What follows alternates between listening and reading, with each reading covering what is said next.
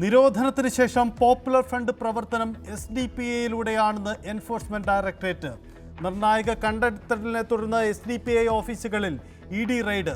നിർണായക വിവരങ്ങൾ ലഭിച്ചത് SDPI ദേശീയ അധ്യക്ഷൻ MK ഫൈസിയുടെ ചോദ്യം ചെയ്യലിൽ.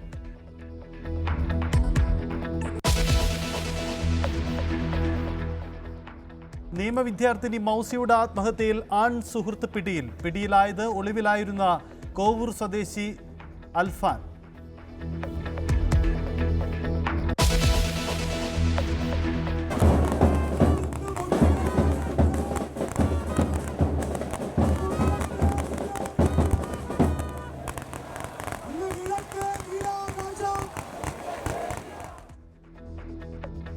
CPM സമ്മേളനത്തിന് ഔപചാരിക തുടക്കം. AK ബാലൻ കൊടിയുയർത്തി. സമ്മേളനം പ്രകാശ് കാരാട്ട് ഉദ്ഘാടനം ചെയ്തു.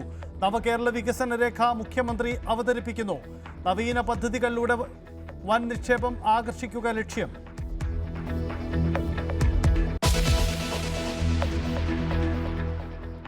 തുടർഭരണ പ്രതീക്ഷ പങ്കുവച്ച് ദേശാഭിമാനി ലേഖനത്തിൽ മുഖ്യമന്ത്രി. MA ബേബിക്ക് ഭിന്നാഭിപ്രായം. LDF കുറച്ചുകൂടി പ്രവർത്തനം മെച്ചപ്പെടുത്തണം എന്ന തരത്തിൽ ചിന്തിക്കും. എന്നാൽ ആ ചിന്ത ഉറപ്പിക്കാൻ ഇടതുപക്ഷ ജനാധിപത്യ മുന്നണി ഒരുപാട് പ്രവർത്തനങ്ങൾ നടത്തേണ്ടതുണ്ട്. അത് നടത്താൻ തുടർഭരണം കിട്ടിക്കഴിഞ്ഞു എന്ന് പറഞ്ഞു പോകുന്നത് മൗഢ്യമാണ്. തുടർഭരണം ഉറപ്പാക്കാനുള്ള പദ്ധതികൾ സമ്മേളനം ചർച്ച ചെയ്യുമെന്നും ബേബിയുടെ പ്രതികരണം ന്യൂസ് 18നോട്.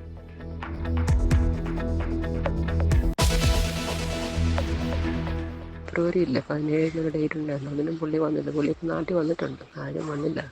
ഈ ലെറ്റർ അവർ കൈപ്പറ്റുന്നില്ല. ഇപ്പം 3-4 പ്രാവശ്യമായി. എന്നാ റീസൺ എന്താണെന്ന് എനിക്കറിയത്തില്ല. ഇപ്പോൾ ഇത്ര നാളായിട്ടും. ഏറ്റുമാനൂരിൽ പെൺമക്കളുമായി ജീവനൊടുക്കിയ ഷൈനിയുടെ ശബ്ദ സന്ദേശം. കടുത്ത മാനസിക സമ്മർദ്ദം അനുഭവിച്ചിരുന്നുവെന്ന് ഷൈനി. പലതവണ ശ്രമിച്ചിട്ടും ജോലി ലഭിക്കാത്തതിലും കടുത്ത നിരാശ.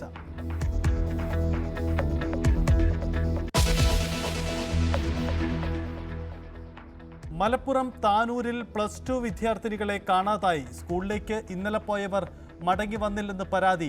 കാണാതായത് ദേവദാർ സ്കൂളിലെ വിദ്യാർത്ഥിനികളെ.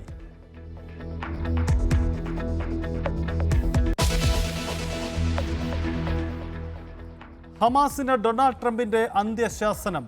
ബന്ദികളെ ഉടൻ മോചിപ്പിക്കണം. മോചിപ്പിച്ചില്ലെങ്കിൽ ഹമാസിനെ ഇല്ലാതാക്കും. ബന്ദിമോചന കാര്യത്തിൽ അമേരിക്കൻ ഇടപെടൽ ഇതാദ്യം.